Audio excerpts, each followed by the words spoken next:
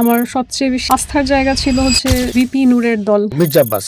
Mafia, both in good and bad way আর কি। Stand up comedian হিসেবে নাসরুদ্দিন পাটোয়ারি কেমন? 10-এ 10, 10-এ 100 অ্যাকচুয়ালি। আচ্ছা, বাট রাজনীতিবিদ হিসেবে কেমন বললে এখন পর্যন্ত আমি বলবো 0। মেঘনা আলম কি হিরো আলমের বোন? কেন আপনি শুধু ঢাকা আটকেই বেছে নিলেন? ফ্যাক্ট, সাইদ আব্দুল্লাহ মাত্র 3 লাখ ফলোয়ার, তিনি এখন প্রধানমন্ত্রীর উপদেষ্টা। আমার দেশে নারীরা তো সবাই সুপার হিরোইন টাইপের। আব্বাস সাহেব নিজেই আমাকে বলেছিলেন যে মাফিয়া তো শুনতে খুব ইন্টারেস্টিং। অ্যাভিয়েশন এবং ট্যুরিজম বরাবরই অবহেলিত দেখেছি। প্রবাসীদের লাশ আমাদের দেশে ফেরত আসে এবং আমার দেশ বিদেশের কাউকে জবাবদিহিতার আন্ডারে আনে না। কোনো কালে একা হয়নি কেউ জয়ী, পুরুষের তরবারি প্রেরণা দিয়েছে, শক্তি দিয়েছে বিজয় লক্ষ্মী নারী। প্রিয় দর্শক, পৃথিবীর সূচনা লগ্ন থেকে বর্তমান সময় পর্যন্ত নারী সত্যিকার অর্থেই পুরুষের কাঁধে কাঁধ মিলিয়ে এই সভ্যতাকে এগিয়ে নিয়ে গেছে, যেটি কবি, সাহিত্যিক, গল্পকার ও উপন্যাসিকের বিভিন্ন লেখায়, কবিতায়, গল্পে আমরা দেখতে পাই। বাংলাদেশ এখন যে পর্যায়ে রয়েছে ঠিক সেই পর্যায়ে এমন অসংখ্য নারী নিজেদেরকে তুলে ধরতে চান এবং পুরুষের পাশাপাশি সভ্যতাকে পরিবর্তন করতে চান। সেরকমই একজন সাহসী নারী মেঘনা আলম। আজকে আমাদের সময়ের সাতকাহনের বিশেষ আয়োজন নারী এক অগ্নিশিখার নামের আজকের অতিথি তিনি। তার সাথে আমরা কথা বলবো। চলুন দর্শক, মেঘনা আলম আপনাকে স্বাগত। ধন্যবাদ, অনেক সুন্দর ছিল শুরুটা। আপনাকে স্বাগত আমাদের আজকের এই আলোচনায়।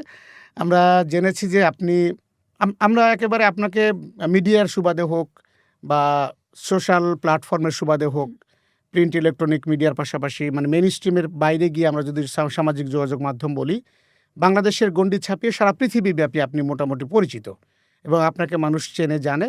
এবং আপনার সবচেয়ে আলোচিত ট্যাগলাইন হচ্ছে বাংলাদেশের এবং বাংলাদেশের বাইরে যারা কর্মরত সাংবাদিক রয়েছেন সেখানে ইলিয়াস হোসেন নামে একজন সাংবাদিক আছে, যিনি আপনাকে নিয়ে মাঝখানে একটি আমরা দেখেছি যে অপতথ্য ছড়ানোর চেষ্টা করেছে এবং সেখানে আপনি যে সাহসিকতা দেখিয়েছেন বা আপনার যে নৈতিক পরিচয় সেটি আমরা দেখেছি। সেই চরিত্রে আপনি অনেক অনেস্ট এবং অনেক সৎ এবং সেটাই প্রমাণিত হয়েছে শেষ পর্যন্ত। সেজন্য আপনাকে সাধুবাদ। ধন্যবাদ। এটা আপনার একার লড়াই ছিল এবং এই লড়াই আমরা দেখেছি অনেক নারী হেরে যায় সমাজের। বিশেষ করে এখন যে এআই বা ডিপ ফেক বা এই যে এডিটিংয়ের যে যুগ, এই যুগে আসলে অনেকেই হাল ছেড়ে দেয়, ভয় পায় এবং পুলিশি সহযোগিতা পাবে না, এরকম জায়গা থেকে নারী পিছিয়ে যায়। আপনি কিভাবে এত সাহসী হলেন? গল্পটা জানতে চাই। আসলে সাহস অনেকটা সত্য থেকে আসে। আপনি যখন আপনার নিজেকে আসলে খুব পরিষ্কারভাবে জানেন, বোঝেন, তখন আসলে কে আপনাকে কি হুমকি দিল সেগুলো আসলে আর ম্যাটার করে না। কারণ আমি তো জানি যে আমাকে নিয়ে যে অপবাদ উনি ছড়িয়েছে, এটা উনি কোনোদিনও প্রমাণ করতে পারবে না। তার কারণ হচ্ছে আমার সততার জায়গাটায় আমি স্পষ্ট। তো ও যখন আসলে আম যেটা করে, সে সাংবাদিক বললে তাকে আসলে অনেক বেশি সম্মানিত করা হয়।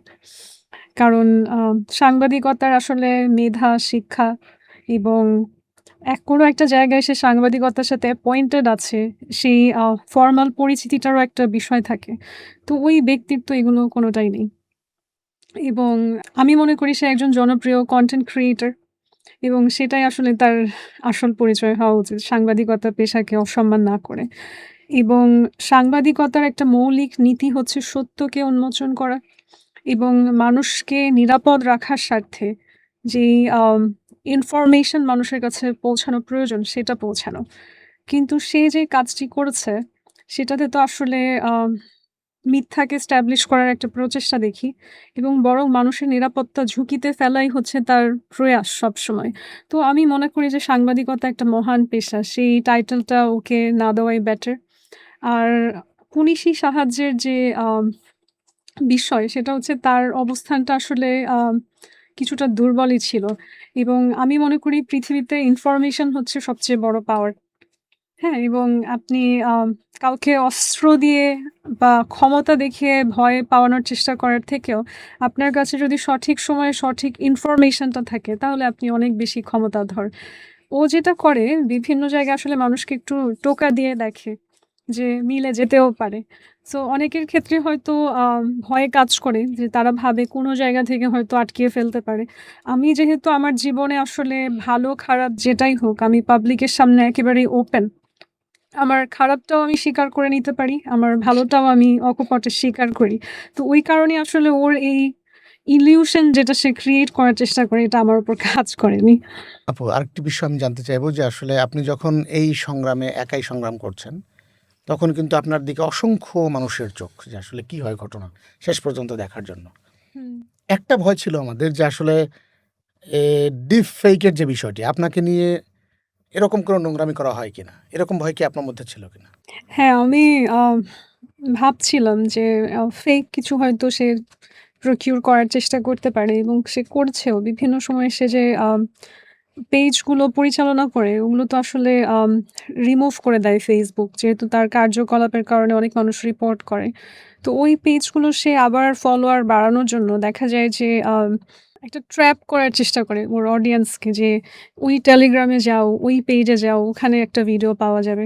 সো কিছু আমি দেখেছি যে এরকম বানোয়াট অন্য কারো ভিডিও সে আপলোড করছে। তবে আ কিছু ক্ষেত্রে হয় কি, আপনি যখন সাহসের সাথে একটা বিষয় ফেস করেন তখন এগুলো পাবলিক তো আসলে বোকা না, তারাও বোঝে। যেমন একটা ভিডিও সে এরকম আপলোড করেছিল। আমি রেশিয়াল রিমার্ক হিসাবে বলছি না, যে যার ভিডিও আপলোড করেছে আমি নিজেই হেসে কমেন্ট করলাম যে গায়ের রং আরো অনেক ফর্সা করতে হবে আমি বানাতে হলে। সো এই যে হুম, একটা জোক করে বলা, হুম, কিন্তু এটাতে তো পাবলিক ধরে ফেলে যে হুম, আসলেই তো ওই নারীর তো চেহারা দেখায় না এবং স্কিন কালার আসলেও ম্যাচ করছে না। আবার দেখা যায় অনেক রকম কল রেকর্ডিং অনেকে প্রকাশ করে বলে যে এটা মেঘনা আলমের সাথে ওই নেতার কথোপকথন। হুম, হুম। তখন আমি নিজেই মজা করে বলি যে আসলে মেঘনা আলম কিভাবে কথা বলে এটা আরো স্টাডি করা প্রয়োজন। কারণ যে আঞ্চলিকতার টোনে কথা বলছে তারা, এভাবে তো আমি আসলে কথা বলি না। হুম। হ্যাঁ। তো কিছু জায়গায় আসলে আপনি যখন ভীত না হয়ে আরো ব্যাপারটা নিয়ে দেখা যায় নিজেই হাসি ঠাট্টা করছেন, পাবলিক বোকা না। পাবলিক বুঝে যে দিস ইজ নট হার। ইয়া। আচ্ছা আপনার ব্যক্তি জীবনে এখন পর্যন্ত যতদূর চলার পথ সবচেয়ে অ্যা যদি সুপার হিরো হিসেবে আপনি কাউকে ট্রিট করতে চান হুম, সেটি হুম। কে? আমার মনে হয় নারী পুরুষ সবার ক্ষেত্রেই হয়তো এটা সবার ক্ষেত্রেই। সবার ক্ষেত্রেই সঠিক হবে। সেটা হচ্ছে আসলে এই পৃথিবীতে আপনি বাবা-মার থেকে আপন কাউকে পাবেন না এবং তাদেরও অনেক সীমাবদ্ধতা আছে। দিন শেষে তারাও হচ্ছে flawed human, মানুষ মাত্রই তার মধ্যে ভালো খারাপ সব দিকই থাকে। তো আমার কাছে মনে হয় যে আসলে সুপার হিরো বলা শব্দটা দিয়ে আসলে বোঝানো যাবে না। আপনি যদি একেবারেই নির্ভুল বা আপনার আস্থার জায়গা নারী পুরুষ ২ হিসেবে কোনো একটা জায়গায় পেতে চান, সেটা হচ্ছে আপনার সাথে সৃষ্টিকর্তার যে কানেকশন এবং আম অনেক ধর্মভীরু বা ধার্মিক হবার প্রয়োজন নেই। তবে আম আপনি জীবনে চলতে গেলে এটা নিজেই বোধ করবেন যে নিজের কাছে সৎ থাকা এবং পৃথিবীর সবার কাছে আপনি যতই হচ্ছে কঠিন হবার বা শক্তিশালী হবার বা আমাকে কোনো কিছু টাচ করবে না, হ্যাঁ? সেই কঠোর অবস্থান নেন না কেন, দিন শেষে সৃষ্টিকর্তার সামনে নিজের সমস্ত সমস্যা ব্যক্ত করতে পারার যে শান্তি, আমার মনে হয় ওইটার মধ্যেই আসলে একজন সুপার হিরো আমাকে সেভ করছে, ওই ফিলিংটা পাওয়া যায়। এছাড়া একটা বাস্তবতা আমাদের সবাইকে মেনে নিতে হবে। সেটা হচ্ছে কোনো সুপার হিরো আমাকে বাঁচাতে আসবে না। এবং হয়তো সাময়িকভাবে আল্লাহ অনেককে আমাদের সাহায্যের জন্য পাঠায়। কারণ মানুষ সামাজিক, আমরা একা কোনো কিছুই করতে পারি না। এই যে একটা পোশাক পরেছি এটাও কাউকে বানিয়ে দিতে হয়েছে। যে খাবারটা খেলাম এটাও কেউ প্রকিউর করে দিয়েছে। কেউ একজন কৃষিকাজ করেছিল বলেই আমরা খেতে পারছি ভাত রান্না করে। তো ওই ডিপেন্ডেন্সিটা থাকে এবং অনেক সময় বিপদের সময় এমন মানুষ চলে আসে যারা আপনি হয়তো কল্পনাও করেননি আপনার সাহায্যে আসবে। যেমন আমার যে আইনি লড়াইটা, আমি কিন্তু এখানে ৳১ ও খরচ করি না। আমার আইনি লড়াইয়ে যে বাংলাদেশে আমি বলব সব সেরা আইনজীবীরাই আমার পাশে এসেছেন সময়ে। সারা হোসেইন ছিলেন, আ বর্তমানে নোমান আছেন এবং এর আগেও একটা ফার্ম ছিল আমার আইনি লড়াইয়ে, মসিন ছিল সেখানে। এরা কিন্তু সবাই আসলে নিঃস্বার্থভাবে আমার বিপদের সময় এগিয়ে এসছে আমাকে আইনিভাবে সহায়তা করতে। তো সেটাও আমি মনে করি যে সৃষ্টিকর্তা কোনো এক ওসিলায় তাদেরকে আমার পাশে এনে দিয়েছেন। তবে সুপার হিরো একেবারে মানে নির্ভুল, একেবারে আমার বিপদে দৌড়ে আসবে এরকম মনে হয় একমাত্র সৃষ্টিকর্তা ছাড়া কোনো মানুষ পাওয়া সম্ভব না। ধন্যবাদ আপা। আমরা একটু বর্তমান সময়ে আসতে চাই। আপনি যখন অনেক বেশি আলোচনায় তখন দেখলাম যে আপনি কোরআন শরীফ হাতে নিয়ে অনেক সময় মিডিয়াতে ফেস করেছেন এবং আপনার কথাবার্তা যারা শুনেছে বা শুনছে এখন পর্যন্ত তারা অনেকেই মনে করে যে আপনার আধ্যাত্মিক বিষয়ে অনেক পড়াশোনা রয়েছে এবং আমরাও সেটা বিশ্বাস করি যেহেতু আপনি প্রত্যেকটা মানুষেরই সেটি হওয়া উচিত। কেউ করে কেউ করে না এরকম আমরা জি। দেখেছি সমাজে। কিন্তু আপনার মানে স্টাডি লেভেলটা আমরা একটু জানতে চাই। আসলে আপনি কি বিষয়ে পড়াশোনা করেন? কোন বিষয়ে হুম। ফোকাসড? এগুলো একটু জানতে চাই। আম কিছু বিষয় একটু ক্লিয়ার করা প্রয়োজন। সেটা হচ্ছে আম আসলে আমাদের মিডিয়াতে আমরা যখন একটা ছবি বা ভিডিও দেখি, আমরা ওইটার কনটেক্সটটা অনেক সময় জানি না। আমরা একটা অ্যাপারেন্টলি ছবি দেখে ধারণা করে নিই। কিংবা আমাদের মিডিয়াও আজকাল হচ্ছে ভিউ বা প্রচারের কারণে অনেক রকম আম গল্প তৈরি করে। অনেক রকম ডিলেমাতে ফেলে দেয় হুম, পাবলিককে, হ্যাঁ? যেমন ধরুন আপনি ক্যাপশনে একটা লেখা দেখবেন, বিস্তারিত পড়তে গিয়ে দেখবেন যে একেবারেই তার উল্টো হুম, কিছু বোঝাচ্ছে। তো ওই কারণে অনেকের কাছে মনে হয় যে আমি হয়তো আল কুরআন নিয়ে মিডিয়াকে বা কাউকে ফেস করেছি। বাট আসল যে ঘটনাটা ছিল সেটা হচ্ছে আমি একটা প্রমাণ হিসেবে আমাদের এই যে সৌদির এম্বাসি আছে সেখান থেকে কূটনৈতিক একটা উপহার, কূটনৈতিক সম্মানের একটা সূচক আমি বলব যে সৌদি বাদশার কর্তৃক আদেশকৃত, মুদ্রণকৃত যে আল কুরআন আছে এবং এটা অবশ্যই একটা সর্বোচ্চ সম্মান একজন মানুষের হাতে আল কুরআন তুলে দেয়া। তো সেই যে উপহারটা আমি পেয়েছিলাম, সেই উপহারটা আমি একটা প্রমাণ হিসেবে নিয়ে এসেছিলাম যে আমার কূটনৈতিক মর্যাদা যদি না থাকতো, তাহলে নিশ্চয়ই সৌদি সরকার আমাকে এই সম্মানটা প্রদর্শন করতেন না। এবং এই একই সম্মান বাংলাদেশের এই ছাত্র আন্দোলনে যে নাহিদ আছে তাকে দেয়া হয়েছে। এবং এই সম্মান বিগত সময়ে সরকারের বিভিন্ন মন্ত্রীদেরকেও দেয়া হয়েছে। তো সেখানে যে আমাকে সম্মানিত করা হলো, এটা নিশ্চয়ই তারা কোনো ভাবনা চিন্তা ছাড়াই আম শুধুমাত্র ব্যক্তিগত আন্তরিকতার জায়গা থেকে তুলে দেয়নি। কারণ আল কোরআন একটা আমি বলব যে বিশ্বের সবচেয়ে বেশি সম্মানের অধিকারী। সো সেই আ বিষয়টাই আসলে যে বিতর্ক থাকে, আইনি জটিলতা থাকে, সেখানে আমি একটা প্রমাণস্বরূপ আমার সাথে রেখেছি এবং সেটা আমি আদালতে আ যিনি বিজ্ঞ জাজ ছিলেন, তার পারমিশন নিয়েই হচ্ছে উপস্থাপন করেছি এবং সেই আল কুরআনের উপরেই আমরা জানি যে আমাদের কোর্টে একটা শপথ নেবার সিস্টেম আছে। সেই আল কুরআনের উপরেই আমি শপথ নিয়ে বলেছি যে আমার জায়গা থেকে আমি নৈতিকভাবে কতখানি পরিষ্কার। তো সেটাই হচ্ছে মূল ঘটনা। তো অনেকের কাছে মনে হতে পারে যে মিডিয়া বা মানুষের কাছে আমি নিয়ে গেছি, সেটা নয়। আর আম আমার ফিরে আসি আমার স্টাডি কোন বিষয়ে। সো আমি একজন পলিটিক্যাল এডুকেটর হিসেবে সার্টিফাইড এবং আম ব্রাজিল সরকারের একটা প্রতিষ্ঠান আছে। সরকারিভাবেই সেটা পরিচালনা করে এবং আপনি জানেন যে আমাদের রাজনৈতিক যত আম ভিত্তি আছে আমি যদি বলি সারা বিশ্বে, এই রাজনৈতিক মতাদর্শগুলোর একেবারেই হচ্ছে সোর্স হচ্ছে ল্যাটিন আমেরিকা এবং সেখানের যে স্কুলটি সেটা হচ্ছে ল্যাটিন আমেরিকার যত আম মানুষকে আমরা চিনে আসি রাজনৈতিক আদর্শ হিসেবে তাদের সবার একটা সম্মিলিত প্রচেষ্টায় গড়ে তোলা। সেখান থেকে আমি একজন পলিটিক্যাল এডুকেটর হিসেবে সার্টিফাইড হয়েছি এবং এর বাইরেও হচ্ছে ইভেন্ট ম্যানেজমেন্ট নিয়ে কাজ করছি অনেক বছর ধরে। সো বিভিন্ন বিষয়ে প্রশিক্ষণ নেওয়া হয়েছে। এমনকি সংবাদ পাঠ করে সেই বিষয়েও প্রশিক্ষিত হয়েছি এবং একটা দীর্ঘ সময় ধরে উপস্থাপনার কাজও করেছি। এই যে বিভিন্ন কর্পোরেট ইভেন্ট হোস্টিং করা, সেখানে বলতে গেলে আমি খুব প্রফেশনালি কাজ করেছি অনেকগুলো বছর। সো আম অনেক রকম এক্সপেরিয়েন্স শেখার অনেক বিষয় থাকে। এনজিও কিভাবে পরিচালনা করতে হয় সেই বিষয়েও স্টাডি করেছি। তো আমার একটা ঝোঁক হচ্ছে বিভিন্ন প্রফেশনাল এক্সপেরিয়েন্স নেয়া, বিভিন্ন জায়গায় চেষ্টা করা যে কোন কাজটা আমি ভালো করতে পারি এবং আমার একটা উইকনেসও হচ্ছে যখন দেখি যে এই ক্ষেত্রে আমি খুব সহজে ভালো করতে পারছি, তখন সেখানে বেশিদিন টিকে না থাকার বা সরে যাওয়ারও আমার একটা প্রবণতা আছে। তো এই সবকিছুর মধ্যেই আমি ফাইনালি রিয়ালাইজ করলাম যে রাজনৈতিক যে প্রাতিষ্ঠানিক শিক্ষাটা ওইটাই আসলে এখন জীবনে সবচেয়ে বেশি কাজে আসছে। এবং আমি সত্যি কথাই বলব যে আমার মধ্যে আসলেই একটা মডেল অভিনেত্রী হওয়ার দীর্ঘ আ প্রয়াস আমি বলব না, ইচ্ছা থাকে না, সুপ্ত ইচ্ছা ছিল। কিন্তু দেখা গিয়েছে যে আসলে কখনোই মডেলিং, অভিনয় এগুলো করার আমার সুযোগ হয়নি সেইভাবে। সো একটা জায়গায় আমার খুব মজা লেগেছে যে আম বাহ্যিক চেহারা দেখে যখন আমাকে নিয়ে আসলে ধারণা করা হয়েছে যে উনি কি কাজ করে বা কি বিষয়ে লেখাপড়া করেছে। অনেকেই লিখেছে মডেল, অভিনেত্রী। হ্যাঁ? সো এটা আমার কাছে একটু মজাই লেগেছে যে আচ্ছা তাহলে তো আমাকে দেখে আসলেই নায়িকা, মডেল, অভিনেত্রী মনে হয়। জি, আমরা বাংলাদেশের প্রেক্ষাপটে দেখেছি যে ইসলাম প্রচারের যদি আমি বিষয়টা নিয়ে আসি, জি। বাংলাদেশের সুফি সাধক ধরেন হুম, হযরত শাহজালাল শাহপরাণ, হুম। এর পাশাপাশি বিভিন্ন সময়ে ইসলামিক সুফিদের মাধ্যমে ইসলাম বাংলাদেশে জি, বিস্তৃত জি, জি। হয়েছে এবং 80% এরও বেশি মুসলিম আমাদের সংখ্যাগরিষ্ঠ দেশ। হুম। সেখানে এখনো আমরা দেখি যে ধরেন আপনি যদি বলেন যে দেওয়ানবাগ শরীফ কিংবা রাইট। আটরশির কথা জানি আমরা ফরিদপুর। এরপর নুরুল্লাহপুর দরবার শরীফ, এরকম ধরেন আমাদের ফার্মগেটে কুতুববাগ, এরকম বহুত দরবার শরীফ আছে বাংলাদেশে। হুম। তাদের একটা ন্যাক মানুষের একটা বিশ্বাসের জায়গা থাকে, যেমন আম আমার পীর যে কথা বলবে সেই কথার উপর ভিত্তি করে চললে আমি ফুলসিরাত পাড়ি দিতে পারবো, এরকম ওহ মাই তাদের গশ! বিশ্বাসের জায়গা রাইট। থাকে। কিন্তু আমরা যারা একটু লেখাপড়া করতে জানি, জি। তারা জানি যে পড়াশোনা করেই জেনেছি যে কোরআন এবং হাদিসের বাইরে আসলে জীবন নাই। যদিও হুম, হাদিসটা কোরআনেরই ব্যাখ্যা, কিন্তু আমরা হুম, মূলত কোরআনটাকেই সবচেয়ে বেশি প্রায়োরিটি দেই।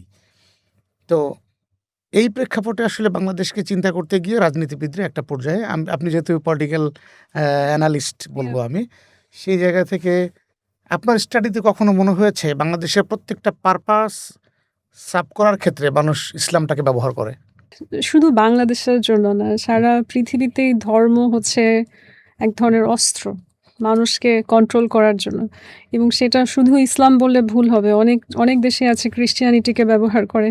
অনেক দেশে আছে হিন্দুইজমকে ব্যবহার হুম, করে। তো সেই রাজনৈতিক ক্ষমতা স্থাপনের জন্য আসলে যেটা বললে জনগণকে সহজেই প্ররোচিত করা যায় বা ম্যানিপুলেট করা যায়, সেই ধর্মটাকেই সেখানকার চালাক চতুর যারা আছেন তারা বেছে নেন আরকি। সো আমাদের আম ইন্ডিয়ান সাবকন্টিনেন্টে আসলে ইসলাম ধর্ম ছড়িয়ে যাওয়ার যে স্টোরিটা, শুধুমাত্র যে আসলে কালচারাল সুফিজম এত সৌন্দর্যের বিষয় তাই কিন্তু না। একটা সময় ছিল যে এখন আমরা যেই মুসলিম বিশ্ব দেখি যে তারা খুবই lavish, luxurious, সবার জীবন খুব উন্নত, এরকম ছিল না। ইন্ডিয়ান সাবকন্টিনেন্টে মূলত আসতো হচ্ছে ভিক্ষাবৃত্তি করার জন্য। এখান থেকে তারা আম ভিক্ষা করার তো আবার মানুষের মনকে টাচ করার একটা প্রয়োজন আছে। আমরা নিজেরাও জানি যে মানুষ যখন আমাদের সামনে হাত পাতে, আমাদের যদি টাচ না করতে হুম, পারে মনটা যে তাকে অনুদান দিলে হুম, আমার হুম, শান্তি লাগবে, আমরা তো দিতে চাই না মানুষকে সাহায্য। হুম, তো সেই ক্ষেত্রে তারা দেখা যেত যে অনেক আধ্যাত্মিক বিষয় বা গান হুম, কিংবা হচ্ছে এই যে ধর্মীয় গান, হ্যাঁ? অনেক জিনিসপত্র নিয়ে আসতো এবং সুফিজমের যে নাচও আছে বিভিন্ন হুম, ধরনের। তো সেটা ধর্মের সাথে সম্পর্কের চেয়ে বড় বিষয় হচ্ছে মানুষকে টাচ করানোর, কানেকশন বিল্ড করানোর একেক ধরনের উপায় তারা নিয়ে আসতো। তো সেই ক্ষেত্রে আজকে দেখা গেছে সেই ভিক্ষাবৃত্তির ইতিহাস থেকে বের হয়ে তারা হচ্ছে সারা পৃথিবীতে হচ্ছে সুপার পাওয়ারে পরিণত হয়েছে। আর আমাদের ইন্ডিয়ান সাবকন্টিনেন্ট যারা এত বেশি হচ্ছে আম সমৃদ্ধ ছিল, তারাই এখন সেই দেশদের পানে চেয়ে থাকে যে আমরা হয়তো জাকাত নিয়ে আসতে পারবো। হুম, তো এইটা সময়ের সাথে হয়। এই ups and downs হতেই থাকে।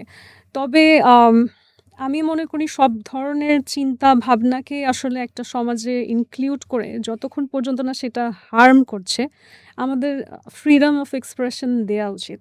যেমন আমি তাবিজ এগুলোতে আমি বিশ্বাস করি না এবং আমি মনে করি হ্যাঁ, যে আম যারা হচ্ছে এই ইসলাম ধর্মের কথা বলে তাবিজ এই সংস্কৃতিগুলোকে ছড়াচ্ছে তারা অনেকটা শিরকের কাজই করছে। কারণ আপনি যেই ক্ষমতা আসলে সৃষ্টিকর্তার আছে সেটা আপনি একটা বস্তুকে দেখিয়ে বলছেন যে আপনাকে প্রোটেক্ট করবে। তো আপনি তো আসলে আল্লাহর সাথে কাউকে তুলনা করছেন বা তার সমপর্যায়ে নিয়ে আসছেন। ইনফ্যাক্ট কিছু জিনিস হয়তো আমাদের দেশে সেনসিটিভ অনেক বলা যে আমরা কখনো, কখনো কথার মধ্যে বা বিশ্বাসের জায়গায় একজন নবীকেও সেই স্থান দিয়ে ফেলি যেটা একমাত্র আল্লাহর স্থান।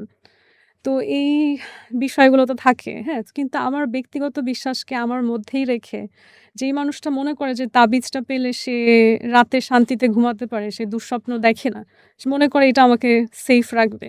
তাকে জাজ করা তো আমার কাজ না। সে তার মতন তার মনোতুষ্টিতে থাক। আমি আমার বিশ্বাস নিয়ে আমার জীবন পরিচালনা করি। আমার মনে হয় যে একটা আদর্শিক সমাজে সেই জায়গাটা থাকা উচিত। আমি হয়তো গিয়ে কোনো ওই যে কবরের উপরে গিয়ে কাউকে মনে করা যে আমি তার কাছে কিছু চেলে বা তার নাম নিয়ে কিছু চেলে আমার জীবনে সেটা হবে। এই কাজ আমি করব না। কারণ এটা আমার বিশ্বাসের জায়গা না। কিন্তু অনেক মানুষ আছে যে আম বিভিন্ন লোকের কবরস্থানকে ঘিরেই আসলে ধর্মীয় উপাসনা জায়গা তৈরি করেছে এবং তারা সেখানে গিয়ে যদি জিকির করে মনে করে যে তার জীবনের অনেক প্রবলেম সলভ হচ্ছে, যতক্ষণ পর্যন্ত সেটা অন্যকে হার্ম না করছে, তা আমাদের তো সেখানে হস্তক্ষেপ করার প্রয়োজন হয় না। কিছু ধর্মের ব্যাপার আছে যে স্যাক্রিফাইস করে। মানুষ ছোট শিশু বা মানুষকে মেরে তারা স্যাক্রিফাইস হিসেবে দিচ্ছে সৃষ্টিকর্তাকে, সেটা হার্মফুল। সেখানে ইন্টারভেন করার আইনি ভিত্তি আছে যেহেতু কাউকে সে হার্ম হুম। করছে। বাট আমাদের ইসলাম ধর্ম নিয়ে আসলে যতক্ষণ পর্যন্ত ওই ধরনের নোংরামি না হচ্ছে, কারো আসলে হস্তক্ষেপ করা উচিত না। তবে একটা জিনিস যেটা নোংরা সেটা হচ্ছে বিভিন্ন সময়ে যেই মানুষকে আমরা কুপকাত করতে চাই, আমরা বলি যে ও আল্লাহকে অবমাননা করেছে, ও এই নবীকে অবমাননা করেছে, ও ওই ধর্মীয় গ্রন্থকে অবমাননা করেছে। একটা উস্কানিমূলক কথা বলে দেখা যায় সমস্ত পাবলিককে তার এগেইনস্ট এ নিয়ে যাওয়া হচ্ছে বা তাকে আঘাত করা হচ্ছে। এটাতে বরং ধর্মেরই অবমাননা হয়। কারণ ধর্ম একটা বিশাল বিষয় এবং আমাদের যে ধর্মীয় গ্রন্থ সেটাও প্রোটেক্ট করার যে কাজ, সেটা সৃষ্টিকর্তা নিজের উপরে নিয়েছেন। তো রাইট। আমি যদি মনে করি যে কেউ সেটা অবমাননা করতে পেরেছে তার কথা দিয়ে বা তার কোনো আচরণ দিয়ে এবং আমি যদি মনে করি আমাকে দলবল নিয়ে গিয়ে সেটাকে প্রোটেক্ট করতে হবে, তার মানে আমি ভুলের সৃষ্টিকর্তার চেয়ে মধ্যে আমাকে আছে। বেশি ক্ষমতাধর ভাবছি। হুম, হুম। তো সেটা আসলে পরোক্ষভাবেই ধর্মের বেশি অবমাননা হয়। সো আমার মনে হয় যে আমরা যত বেশি করে মানুষকে সামাজিক, রাজনৈতিক ভাবে সচেতন করতে পারবো, যেকোনো ধর্ম দিয়ে আসলে তাকে কন্ট্রোল করার বিষয়টা কমে আসবে। আর আমার দেশে স্পেশালি বাংলাদেশের কনটেক্সট এ ২ টা জিনিস নিয়ে অনেক কাজ করা প্রয়োজন। একটা হচ্ছে পুষ্টি। আপনি আমি সারাদিন যৌক্তিক আলোচনা করতে পারি। আপনার মেধা দিয়ে আপনি সেটা বুঝবেন। কিন্তু যেই মানুষটার আসলে পুষ্টি চাহিদাই পূরণ হয়নি, হ্যাঁ? হুম। তার পক্ষে অনেক গভীর বিষয় ওইভাবে চিন্তা করা, উপলব্ধি করা সম্ভব না। আপনি ধরেন যারা দিনমজুর, কিছু এক্সেপশন থাকতে পারে, হ্যাঁ? বাট স্বাভাবিকভাবে আমাদের সমাজে যারা এই যে দুর্নীতি কাজ করে উপরে উঠেছে, কিন্তু দেখা গেল আসলে তার সমস্যাটা ছিল শারীরিক। তার প্রয়োজন ছিল মানসিক চিকিৎসা করানোর, হ্যাঁ? যেটা পুষ্টির অভাবে হয়নি। আমরা ভেজাল খাবার খাই। আমাদের খাদ্যাভ্যাসও হচ্ছে আ দরিদ্রতা থেকেই আসলে দারিদ্রতা থেকে ইন্সপায়ার্ড। আমরা কার্বোহাইড্রেট খাই। আমরা কখনোই চিন্তা করি না যে আমার পরিমিত খাবার খাওয়া প্রয়োজন। তো সেই জায়গায় আমাদের দেশের রাষ্ট্রীয়ভাবে উচিত যে আমাদের আইকিউ ডেভেলপ করার জন্য পুষ্টি নিয়ে কাজ করা এবং সিভিক সেন্স বলতে যেটা বোঝায়, যেহেতু এত বছরের ইতিহাসের আমাদের দেশে আসলে সিভিক সেন্সটা ইন্টিগ্রেটেড হয় নাই। সেটাকে রাষ্ট্রীয়ভাবে স্কুল, কলেজ সব জায়গায় কিভাবে এখনই ইনপুট করা যায় সেখানে কাজ করা প্রয়োজন। তাহলে হয়তো নেক্সট জেনারেশনরা এই যে সহজেই মানুষ ধর্মকে অস্ত্র হুম। করে তাদেরকে ম্যানিপুলেট করে ফেলে এটা আর করতে পারবে না। আপু আমাদের প্রোগ্রামের নাম তো শুনলেন যে নারী এক অগ্নিশিখার নাম। হু, হু, এই যে নারীকে আগুন হিসেবে আমরা প্রেজেন্ট করলাম। আপনার হু, কাছে এটা কেমন মনে হয়? কেন আমরা নারীকে আগুন হিসেবে প্রেজেন্ট করি? আমি শুধু একা নই। এটি নিশ্চয়ই পৃথিবীতে বহু আগে থেকে প্রচলিত এবং বর্তমান সময়েও নারীকে অগ্নিশিখার সাথে তুলনা করা হয়। হুম। কেন করা হয়? আমার নিজের মতো করে যদি বলি তাহলে হয়তো আগুন দিয়ে পুড়িয়ে অনেক সময় অনেক কিছুর পবিত্রতা পরীক্ষা করা হয়। সো হয়তো আমাদের সমাজের সব ভুল ত্রুটি এগুলোকে যদি আসলে আমরা পরিশোধিত করতে চাই, তাহলে হয়তো নারী সেখানে সেই পরিশুদ্ধ করার যে মেটাল সেটা হিসেবে থাকতে পারে। আর আসলে তো আমরা ইতিহাসে দেখি নারীরাই সবসময় অগ্নি পরীক্ষা দেয়। হ্যাঁ? সো ওই যে আগুনের মাঝে হেঁটে গিয়েও তার কিছুই হলো না। হ্যাঁ? আমি অনেকটা এটা দেখি যে সে হয়তো নিজেই এক অগ্নিশিখা যে কারণে তার কিছু হয়নি। কিছু হয় না। ধন্যবাদ আপা। আমরা আরেকটা বিষয় জানতে চাইবো এবার আপনার একেবারে ব্যক্তিগত জীবন নিয়ে। সংসদ সদস্য হিসেবে কম্পিট করেছেন জি। ঢাকা ৮ এ এবং যেখানে একটা এই বাংলাদেশের ইতিহাসে নতুন করে জায়গা পেয়েছে ওসমান হাদি। হুম, সে ওই ঢাকা ৮ এর ক্যান্ডিডেট ছিলেন। তাকে গুলি করে মেরে ফেলা হয়েছে। এরপর নাসিরুদ্দিন পাটোয়ারি সেও অনেক আলোচনায়, মির্জা আব্বাস তিনিও অনেক আলোচনায়। তো সব মিলে এই আসনে আপনি যখন লড়লেন, আপনার হ্যাঁ। কেন আপনি শুধু ঢাকা ৮ কেই বেছে নিলেন? আপনার বাড়ি ওখানে সেজন্য নাকি আমরা তো দেখেছি যে ঢাকায় জন্ম নিয়ে একজন সিলেটে নির্বাচন করছে কিংবা সিলেটের একজন সে ঢাকায় নির্বাচন করছে। নির্বাচনের এই জায়গাটি আপনি তো ঢাকা ৯ ও যেতে পারতেন বা হুম, ১১ তে যেতে পারতেন। হুম, ১১ আপনার জন্য আরো কনভিনিয়েন্ট হতে পারত। ইয়েস। এখানে সেখানে কেন আপনি ৮ কে বেছে নিয়েছেন এবং সেখানে আপনার কি সমস্যা হয়েছে এবং সম্ভাবনা কি দেখতে পেয়েছেন? না আসলে আম এর রাজনৈতিক ক্ষেত্র আমার দলও বলছিল যে আমি যদি আম আসলে গুলশান বারিধারা এই সমস্ত জায়গা থেকে নির্বাচন করি তাহলে হয়তো একটু শিক্ষিত, প্রগ্রেসিভ বা স্মার্ট জনগোষ্ঠী আমাকে আরো ভালোভাবে গ্রহণ করবে। আবার হচ্ছে অনেকেই বলেছে যে আপনি যদি একটু আম হিন্দু অধ্যুষিত এলাকা বা গ্রামের দিক থেকে নির্বাচন করেন, হ্যাঁ? সেখানে তারা যেহেতু আপনার কাজটাতে মাইনরিটিদের রাইটস নিয়ে একটা প্রয়াস আছে, তারা আপনাকে ভালোভাবে গ্রহণ করবে। কিংবা সেই জায়গাগুলোয় কম্পিটিশন সীমিত হবে। তবে আমি আসলে বেছে নিইনি। আমি যেটা আমার জন্য ছিল রাখা, বরাদ্দ সেটাই ছিল সেটি। বরাদ্দ ছিল সেটাই গ্রহণ করেছি। যেহেতু আমি ঢাকা ৮ এর ভোটার জন্ম থেকেই।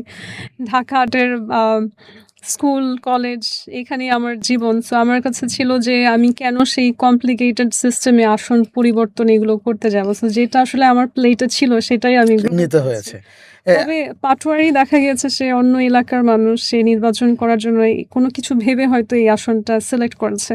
কিংবা মির্জা আব্বাস সাহেবও কিন্তু আসলে সারা জীবন অন্য একটি আসনে ইলেকশন করতেন। সেটাও এবার ইলেকশনের যে সিট গুলো নির্ধারণ হয়েছে সেখানে পরিবর্তন হওয়াতে তিনি ঢাকা ৮ এর ক্যান্ডিডেট হয়ে গেলেন। তো আসলে তো এই ৩ ক্যান্ডিডেটের মধ্যে যে ঢাকা ৮ আসনের সত্যিকারের ভাগীদার সেটা তো আসলে আমি। কারণ আমি বাছবিচার করে না, আমার হুম। যেটা পরিচয় আমি সেটাই গ্রহণ করেছি। আমরা আপনাকে দেখেছি রাজনীতিতে আপনি আসার পর আপনি নতুন করে রাজনৈতিক দলগুলোর নজরে এসেছেন এবং জি, আমরা যদি এখন শুনতে পাই যে বিএনপি থেকে কিংবা জামাত থেকে আপনাকে আহ্বান করা হচ্ছে তাদের দলে যোগ দেওয়ার জন্য, সেক্ষেত্রে জি। বা এনসিপিও হতে পারে। কেউ যদি যারা এখন সংসদে একটা ভিপি নুরের দলও হতে পারে, সেটি হচ্ছে গণ অধিকার পরিষদ। তো কোন দলকে আপনি প্রায়োরিটি দিবেন? দেখুন, আপনি যখন সংসদ সদস্য হওয়ার আ চিন্তা করেন বা হন, ওই পরিচয়ে গিয়ে আসলে আর দলীয় পরিচয় বলে কিছু থাকে না। হ্যাঁ? তখন আপনার ফোকাস বা আপনার এক্সিস্টেন্সই হচ্ছে সরাসরি জনতার জন্য। এবং সংসদে যারা হচ্ছে এই আসনগুলোতে এখন আছেন কিংবা সবগুলো আসন ফিল আপ হওয়ার পরে এই যে সংসদের যে একটা বডি তৈরি হচ্ছে, তারা তো মূলত সারা দেশের আইন প্রণেতা। পুরো দেশটা আসলে কিভাবে পরিচালনা হবে এটা তারা কাজ করছে। সেখানে বিএনপির লোকজনও আমি বলব আমার দায়িত্ব। জামাতের লোকজনও আমার দায়িত্ব। সেখানে এনসিপি হোক বা গণ অধিকার পরিষদ হোক, আমার দেশের এমনকি হচ্ছে পতিত যে সরকার ছিলেন তাদের যারা লোকজন, তারা সবাই তখন আমার দায়িত্ব। তখন তারা সবাই হচ্ছে আমার সন্তান তুল্য, যে আপনাকে দেশের এমন একটা দায়িত্ব দেওয়া হয়েছে যে বাবা-মা সন্তানকে যেরকম দেখে রাখে, তার ভুল ত্রুটি যাই হোক সেটার সরাসরি এফেক্ট গিয়ে তার সন্তানের উপর পড়ে। তো সেই পার্লামেন্ট মেম্বারের প্রত্যেকটা ডিসিশন, প্রত্যেকটা কার্যক্রমের এফেক্ট তো আসলে সারা দেশের মানুষের উপর পড়ে। তো সেখানে আসলে আর দলীয় পরিচয় বলে কিছু থাকে না। সামনে তো সংরক্ষিত আসন নির্বাচন হবে। জি। সেখানে আপনাকে বিএনপি থেকে যদি দেয়া হয়, কি হুম, করবেন? হুম, হুম। গ্রহণ করব ইনশাআল্লাহ। তবে আমার লয়ালটি সত্যিকার অর্থে বলতে দলের প্রতি বললেও ভুল হবে। মানে এখন আমি যে দল থেকে নির্বাচন করেছি সেখানে আমার সবচেয়ে বেশি আস্থার জায়গা ছিল হচ্ছে ভিপি নূরের দল। সত্যি বলতে হুম। যেটা। কারণ তাকে এত মার খেতে দেখেছি জীবনে এবং বয়স বা এডুকেশন ব্যাচ অনুযায়ী কিন্তু সে আমার জুনিয়রই হয়। কিন্তু সে এই বয়সেই হচ্ছে যতখানি প্রজ্ঞা দেখিয়েছে এবং আম সে খুব ভালো হচ্ছে রাজনৈতিক মারপ্যাঁচও বুঝতে পারে, হ্যাঁ? অনেকেই থাকে যেমন আমাদের ওসমান হাদি, সে তো টিকে থাকতে পারেনি এইখানে। সো মানব জীবনে অনেক সময় দেখা যায় টিকে থাকাটাও হচ্ছে এক ধরনের চ্যালেঞ্জ। স্ট্র্যাটেজি, চ্যালেঞ্জ বা স্ট্র্যাটেজি আমি হুম, বলব। সে তো বহুবার মার খেয়েও টিকে হুম। আছে। তো এই বিষয়গুলো আমাকে আসলে মনে করিয়েছিল যে হয়তো তিনি আমাকে ভালো গাইড করতে পারবেন রাজনৈতিক ক্ষেত্রে। এখন তিনি যদি আমাকে আসলে সরাসরিভাবে গাইড করেন বা কোনো দল যদি আসলে আমাকে নিজে থেকে সিলেক্ট করে নেয়, সেক্ষেত্রে আমি হয়তো ওর সাথে আগে শেয়ার করব যে what would be the best way, like taking his guidance. Um yes, যে আমি আমার দিক থেকে অ্যাকসেপ্ট করব যে এই দলই হোক। বাট সেটা অ্যাকসেপ্টেন্স টা আসলে হবার আগে আমি অবশ্যই ভিপি নূরের সাথে একটা আলোচনা করব যে what is your guidance about this? Yeah. VP Nur বিএনপির সাথে না গিয়ে, হুম, ধানের শীষে নির্বাচন না করে যদি সে ট্রাক মার্কাই নির্বাচন, মানে ট্রাক মার্কাই তো করেছে আমরা দেখছি। হুম। কিন্তু সে যদি বিএনপির সাথে অ্যালায়েন্স না করে আলাদাভাবে থাকতো, সেক্ষেত্রে লাভবান হতো নাকি এখন গণ অধিকার পরিষদ লাভবান?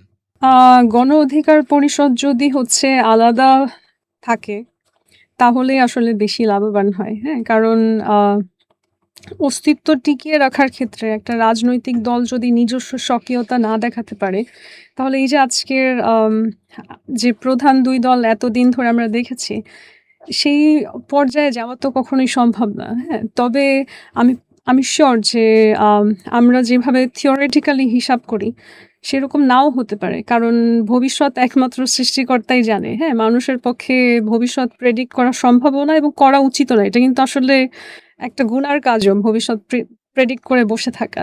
সো হতে পারে নূরের নিশ্চয়ই কোনো চিন্তাভাবনা আছে। সে তো নিশ্চয়ই চাবে না যে নিজের হাতে গড়ে তোলা দলকে সে অস্তিত্ব বিলীন হতে দিবে। তো তার নিশ্চয়ই কোনো না কোনো চিন্তাভাবনা আছে যার উপরে সে তার ডিসিশনটা বেস করেছে। সো ফিউচারে কি হবে অনলি আল্লাহ নোজ মানে আরকি। আল্লাহ nose.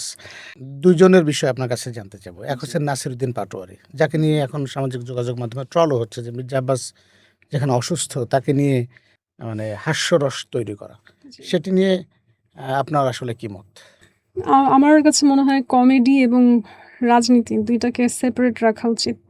And if he pursues the career of a comedian he will be great. মানে as a stand up comedian আমাকে যদি বলে যে স্ট্যান্ড আপ কমেডিয়ান হিসেবে নাসিরুদ্দিন পাটোয়ারি কেমন? ১০ এ 10, ১০ এ ১০০ অ্যাকচুয়ালি। আচ্ছা। বাট রাজনীতিবিদ হিসেবে কেমন বললে এখন পর্যন্ত আমি বলব ০। কারণ আপনি বিগত সময়ে হচ্ছে যত যা কিছুই করেন না কেন, আমরা কিন্তু আমাদের পাস্ট দিয়ে ডিফাইন হই না। আল্টিমেটলি আমার প্রেজেন্টটা কি সেটাই আসল। আপনি বিগত সময়ে আমাদের যে আম ধর্মেও বলে যে আমাদের যাকে আমরা শয়তান বলি, একসময় তিনিই ছিলেন হচ্ছে সবচেয়ে ভালো আল্লাহকে সবচেয়ে ভালোবাসা যে ফেরেশতা। সো পাস্ট দিয়ে আসলে কাউকে জাজ করা যায় না। সে বিগত সময়ে তার মধ্যে অনেক পটেনশিয়াল ছিল। কিন্তু তিনি তার রাজনৈতিক সুইসাইড করেছে জামাতের সাথে হাত মিলিয়ে এবং আমাদের স্বাধীনতা বিরোধী কার্যকলাপের সাথে তার যে সমর্থন, আমার মনে হয় এরপরে আর রাজনীতিবিদ হিসেবে তার পরিচয় থাকে না। তবে তিনি যদি কমেডি করতে চান, সেক্ষেত্রে আমার মনে হয় আমাদের দেশের কমেডি ক্ষেত্রে খুব একটা সেলিব্রিটি কেউ বলতে গেলে এখন নাই লেজেন্ড লেভেলে। So he should definitely give it a try. সেই একেবারেই ল্যান্ডস্লাইড বিজয় কিন্তু আমরা একেবারেই দেখেছি। হচ্ছে শূন্য মাঠে গোল। হ্যাঁ, হ্যাঁ, শূন্য না। আলহামদুলিল্লাহ। শূন্য মাঠে গোলের বিষয়টা আমি বলব না। কারণ ওখানে বিএনপির যে জি, ক্যান্ডিডেট ছিল শেষ পর্যন্ত তিনি লড়ে গেছেন। যদিও তারটা বাতিল হয়েছে তার জি, জি। মনোনয়ন। কিন্তু তার প্রভাব ছিল এলাকায়। একটা আসনেও হারানোর সুযোগ তাদের ছিল। সেই জায়গা থেকে কিন্তু আমরা দেখেছি যে না কোনো ধরনের পরাজয় কিন্তু সে করেনি কোনো কেন্দ্রেই। সেই জায়গা থেকে হাসনাত আব্দুল্লাহর অতীত, বর্তমান এবং ভবিষ্যৎ নিয়ে আসলে আপনি কিছু বলতে চান কিনা? হাসনাত আব্দুল্লাহকে আমার অনেক, অনেক সাধুবাদ। হ্যাঁ, ও I think he has I would say not just potential but অনেক সাহস, মেধা। অনেকেই হচ্ছে অনেক কথা বলে। যেমন আমাদের পাটোয়ারি তো যত কথা বলল, চাইলে সে আইনি পদক্ষেপ নিয়ে হাসনাত যেভাবে বিএনপির যে ক্যান্ডিডেট ছিল তাকে একেবারেই হচ্ছে হাওয়া করে দিয়েছে যুদ্ধের ময়দান থেকে। চাইলে পাটোয়ারিও সেটা চেষ্টা করে দেখতে পারত। কিন্তু হয়তো সেই চেষ্টার সদিচ্ছা, সাহস বা প্রমাণ কিছুই সে জোগাড় করতে পারেনি। হ্যাঁ? তো সেই জায়গায় তো হাসনাত একটা ভালো পদক্ষেপ নিয়ে সবাইকে দেখিয়েছে যে দুর্নীতিটাকেই আসলে একটা ইস্যু করে সে বিএনপির যে তার প্রতিদ্বন্দ্বী ছিল তাকেই মাঠ থেকে সরিয়ে দিয়েছে। এবং শেষ পর্যন্ত সেখানে তার এগেইনস্ট এ আসলে কোনো প্রভাবশালী দলের কোনো প্রার্থী ছিলই না, যেটা বাস্তবতা। দেখা গেছে সে সবগুলো আসন থেকেই হচ্ছে কোনো শক্তিশালী প্রতিযোগী ছাড়াই সে জিততে পেরেছে। তো এটা তো অবশ্যই রাজনৈতিক ক্ষেত্রে একটা ভালো দূরদর্শিতারই প্রমাণ দেখায়। এবং এখন পর্যন্ত আসলে আ তাকে নিয়ে বা তাকে ছোট করে বলার মতন আমি কোনো কিছুই দেখতে পাচ্ছি না reasoning. So let's hope for a good future for him এবং আম বেশ কিছু ইস্যুতে আমি তাদেরকে সরব থাকতে দেখি। হ্যাঁ? কিন্তু এখন পর্যন্ত আমি দেখি পপুলিস্ট আইডিয়াতেই তারা সরব থাকে। মানে যেই জায়গায় সরব থাকলে আসলে কোনো ক্ষতি হচ্ছে না নিজের, যেই জায়গায় সরব থাকলে পাবলিক সমর্থন পাওয়া যাচ্ছে, সেগুলো নিয়েই শুধু সরব থাকতে দেখি। তবে এমন অনেক বিষয় আছে রাজনীতির ক্ষেত্রে যেখানে কথা বললে বা কাজ করলে পাবলিকের বাহবা পাওয়ার সুযোগ নেই। কিংবা যেখানে কথা বললে বা কাজ করলে আসলেই বাংলাদেশের কোনো সংস্কার হওয়া সম্ভব, সেরকম কোনো জায়গায় এখনো আমি হাসনাত আব্দুল্লাহকে কথা বলতে দেখিনি। তিনি হচ্ছে ওই যে সৌদি থেকে বাংলাদেশের জন্য খেজুর আসে, সেই খেজুরের হিসাব দেওয়া নিয়ে তিনি তার নিজের একটা সেই নৈতিক অবস্থান তৈরি করে ফেলেছেন, হ্যাঁ? কিন্তু এখন পর্যন্ত আমরা হিসাব পাইনি যে আমাদের ছাত্ররা ঠিক এই ইন্টারিম সরকারের সময় কোন, কোন জায়গা থেকে আসলে দুর্নীতি করে আমাদের বিভিন্ন মানব কল্যাণের কথা বলে যে টাকাগুলো সংগ্রহ করেছেন বা বিভিন্ন ব্যবসায়িক মহলেও যে অভিযোগগুলো আছে যে তাদের টাকাগুলো নেয়া হয়েছে, সেগুলো তারা কোন পদ্ধতিতে নিয়ে কোথায় রেখেছেন, কতটুকু মানব উন্নয়ন করেছেন, সেই হিসাবটা তাকে আমরা এখনো দিতে দেখিনি। না সেটা যদিও তারা সামাজিক যোগাযোগ মাধ্যমে বলছে যে ব্যাংকে তারা রেখেছে, এই হিসাব অনেকবার তারা দিয়েছে। যদিও সেটি অনেক বেশি ফোকাস না সেটা আমরা বলব। আমরা একটু ভিন্নধর্মী আলোচনায় যেতে চাই। বাংলাদেশে এখন কনটেন্ট ক্রিয়েশন অনেকটাই আমরা সাংবাদিকতার ভাষায় যেটা বলি যে একেবারে ব্যাঙের ছাতার মতো বা মাকড়সার জালের মতো বিস্তৃত হয়ে গেছে জি। সারা দেশে। গ্রামের একজন অতি দরিদ্র পরিবারের একজন গৃহবধূও যেমন কনটেন্ট ক্রিয়েশনের এই দুনিয়ায় আসছে, ঠিক তেমনি আমরা যদি বলি যে বিএনপি বা আ আও জামাতের যে সংসদ সদস্য সংসদে গিয়ে বসে আছে, সেও একটা ফোন নিয়ে আরেকজন সংসদ সদস্যের ভিডিও ধারণ করছে। তার মানে সেও কনটেন্ট ক্রিয়েশন এর মধ্যে রয়েছে। মানে আমি একেবারে রুট থেকে যদি বলি, আমরা একেবারে পিক টপ পর্যন্ত, ইনফ্যাক্ট টপ টু আমাদের বটম প্রধান উপদেষ্টারাও তো আসলে একেবারে পেজ পরিচালনা করতো। সেটা রয়েছে। এই কনটেন্ট ক্রিয়েশন এর আসলে ফিউচার আপনি কেমন দেখছেন এবং জি। কাকে, কাকে চিনেন? একদম মাঠ লেভেল থেকে এই পর্যন্ত একদম টপার। কনটেন্ট ক্রিয়েশন এর আই থিংক এটা ফ্রিডম অফ এক্সপ্রেশন এর একটা অ্যামেজিং এক্সাম্পল বিকজ যাদের কথা বললেন যে একেবারেই প্রান্তিক মানুষ, যেই মানুষগুলো হয়তো আ সংস্কৃতির ক্ষেত্রে আমরা তাদেরকে অবমূল্যায়নই করি বলতে গেলে। তো সেই মানুষগুলো নিজেদের কবিতা, নিজেদের গান আমি অনেক সময় দেখি অনেক রকম ছড়া বলে ফেমাস হয়ে যাচ্ছে, যেগুলো হয়তো আমাদের রুচির সাথে মেলে না। কিন্তু তাদের যে রুচিবোধ, সেটা আমার সাথে না মিললেও সেটা যে একটা বিশাল জনগোষ্ঠীর কাছে অ্যাকসেপ্টেবল, হ্যাঁ? কিংবা হাসির খোরাক হলেও তারা তো এন্টারটেইন করছে মানুষকে। তো এটা আমি খুব পজিটিভলি দেখি এবং কনটেন্ট ক্রিয়েশন এর দুনিয়ায় আমাদের রাজনীতিবিদরাও আসছে। তার মানে হচ্ছে তারা পরোক্ষভাবে হলেও জবাবদিহিতার ভেতরে চলে আসছে। অনেক কিছু এখন আর মানুষের কাছ থেকে গোপন করে ফেলা যায় না। মানুষ খুব চালাক। তারা এই কনটেন্ট, ওই কনটেন্ট দেখে মিলিয়ে ফেলে কে কখন কোথায় ছিল, হ্যাঁ? তো এটা আমার কাছে মনে হয় যে খুবই সুন্দর। তবে আম আমি যে বলেছিলাম সিভিক সেন্স মানুষকে শেখানোর একটা বিষয় আছে যে নৈতিকতার স্থলন দিয়ে যাতে কেউ কনটেন্ট ভাইরাল করার চেষ্টা না করে, সেটা আসলে মানুষকে সেই মানবিক মূল্যবোধটা আসলে ভেতরে ইনগ্রেইন করতে দিতে হবে ওভার টাইম। আদারওয়াইজ এই ফিল্ডটা সাকসেসফুল থাকবে না। কিংবা হতে পারে অনেক ধরনের অরাজকতা সৃষ্টিও করতে পারে। যেমন যাকে আপনি শুরুতে যে কনটেন্ট ক্রিয়েটরকে সাংবাদিক বলেছিলেন, সে কিন্তু তার কনটেন্ট দিয়ে এমন সিচুয়েশন করেছে যেখানে মানুষ গিয়ে দেখা গেছে কোনো স্ট্রাকচার ভাঙছে। তো এই কাজগুলো যদি কেউ করে তাহলে তো আসলে এত সুন্দর একটা যে মাধ্যম তৈরি হয়েছে আমাদের ক্রিয়েটিভিটি এক্সপ্লোর করার জন্য, আমাদের ফ্রিডম অফ এক্সপ্রেশন এর জন্য, সেটা হয়তো সবসময় ওপেন ফিল্ড হিসেবে রাখা সম্ভব হবে না। কারণ একটা জিনিসের ভালোর চেয়ে খারাপ যদি ভয়ঙ্কর হয়, তখন তো আসলে ভালোটাকে আমাদেরকে স্যাক্রিফাইস করেই বন্ধ করে দিতে হয় এই সুযোগটা। তো এটা আমাদেরকে আসলে অনেক মাইন্ডফুলি ইউটিলাইজ করতে হবে।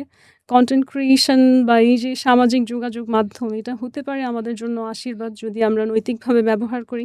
আবার হতে পারে এটাই আমাদের পতনের কারণ যদি আমরা মাইন্ডফুলি এটা ইউটিলাইজ না না করি। করতে পারি। জি, আমি যদি ইন্টারন্যাশনাল কনটেন্ট ক্রিয়েটর এর দিকে যাই, আপনি জি, ধরেন মিস্টার বিস্ট বা খাবিলেম অথবা আইশু হ্যাঁ, স্পিড, হ্যাঁ, এগুলোর নাম হ্যাঁ। তো শুনেছেন নিশ্চয়ই? নাম শুনেছি বাট আমি খুব এদের একজনকেও আসলে সেভাবে ফলো করি না। হ্যাঁ, আমি আচ্ছা। কনটেন্ট এর দুনিয়াতে আমি কনজিউম খুব কম করি আনফরচুনেটলি।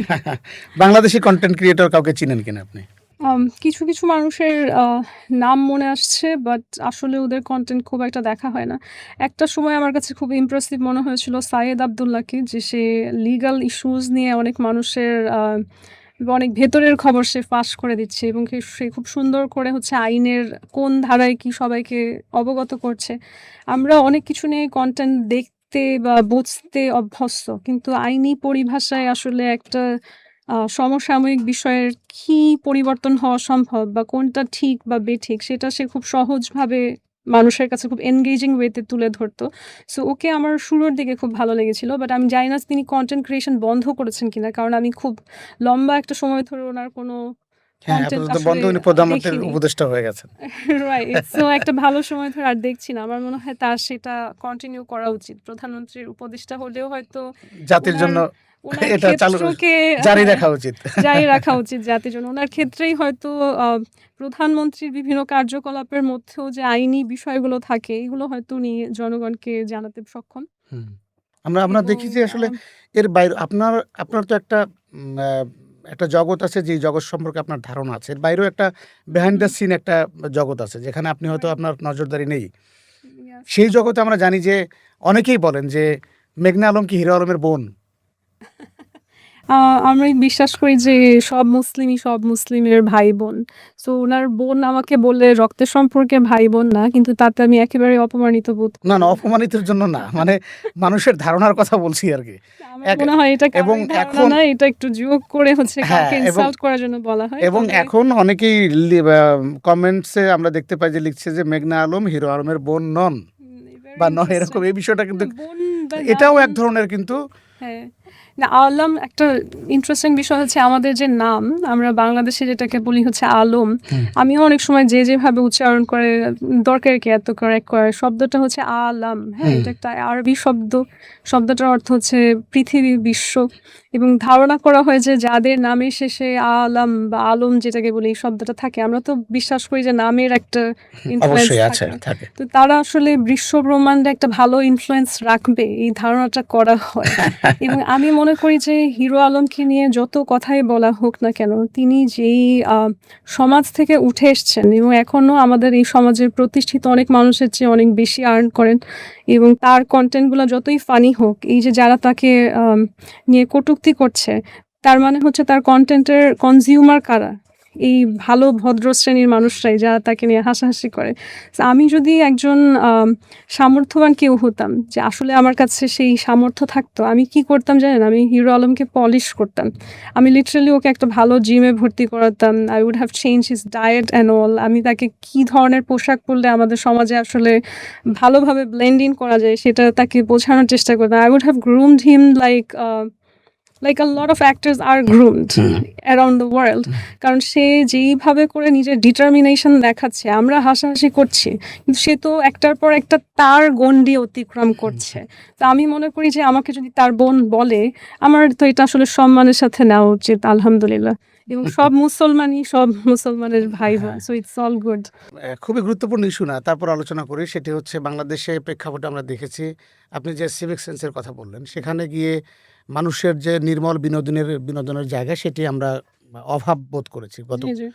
এই একটা ডিকেড যদি বলি আমরা আমাদের আসলে বুদ্ধি জ্ঞান হওয়ার পর থেকেই আমরা দেখেছি যে একসময় আমরা দেখতাম যে পত্র মিতালি হতো, এরপরে চিঠি, এরপরে আমরা দেখেছি যে যখন ফোন আসছে মানুষের হাতে, হাতে তখন মেসেজ চালাচালি, এরপর কনটেন্ট ক্রিয়েশন। মানে এই যে একটা সভ্যতার চেঞ্জ আসছে, জি। মানুষের রুচিরও পরিবর্তন হয়েছে এবং মানুষের শিক্ষা থেকে মানুষ অনেক দূরে। আমরা এখন বইমেলায় গেলে মূলত বই আসলে যতটুকু না কিনি তার চেয়ে বেশি কনটেন্টের দিকে একটা শ্রেণীর নজর। কেউ হয়তো সাক্ষাৎকার দিতে যায়, কেউ নিতে যায়। এরকম একটা পরিবেশ তৈরি হয়েছে আসলে। ইয়েস।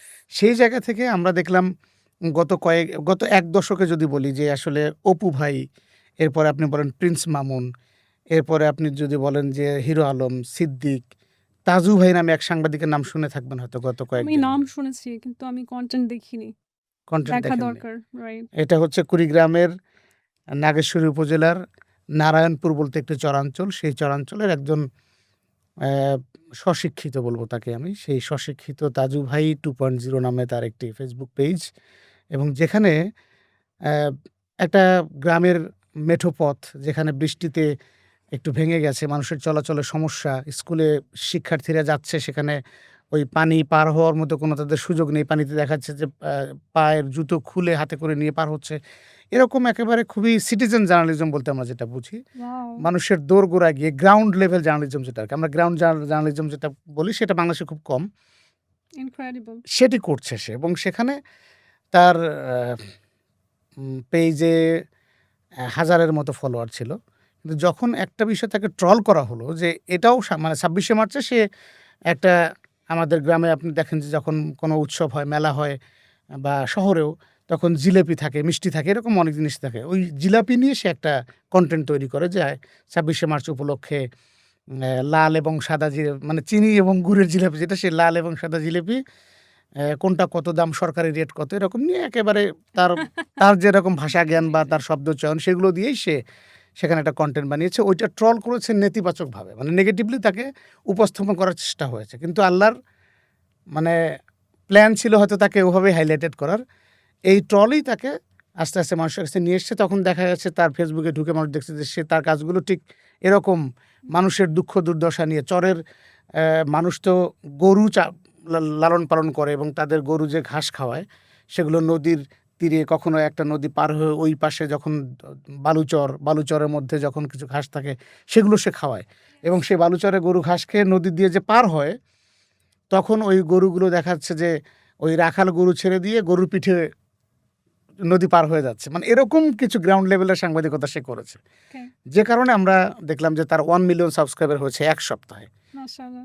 এবং I should definitely watch his content. মানে এখন শুনে মনে হচ্ছে খুবই ইন্টারেস্টিং। হ্যাঁ, এরকম একটি জায়গা থেকে এর বাইরে যদি আমি বলি যে আপনি যেমনটি বললেন যে ছন্দ কবিতা দিয়ে মিলুক আর না মিলুক কিন্তু তারা ছন্দ বানিয়ে ফেলছে এবং জি। সেগুলো দিয়ে কিন্তু তারা 2 million 3 million 4 million 10 million view আছে এরকম। আমাদের যেমন মোজাহার ভাই নামে একজন ছেলে আছে, সে গরিবের পাশে দাঁড়ায়, হুম, সেটিও তার একটা তার আইডিয়া সে তার মতো করে ইমপ্লিমেন্ট করে। হুম, তো সেখানে বাংলাদেশে আসলে ওই মাপ আপনি যেমন সাইদ আব্দুল্লার কথা বললেন, তার 3 লাখের মতো সাবস্ক্রাইবার হুম, এবং বাংলাদেশের যতগুলো গণমাধ্যম কর্মী আছে আমার জানা মতে শুধুমাত্র ফারাবি হাফিজ নামে একটা প্রেজেন্টার আছে স্টার নিউজে, সে হচ্ছে 1.6 মিলিয়ন ফলোয়ারের মালিক।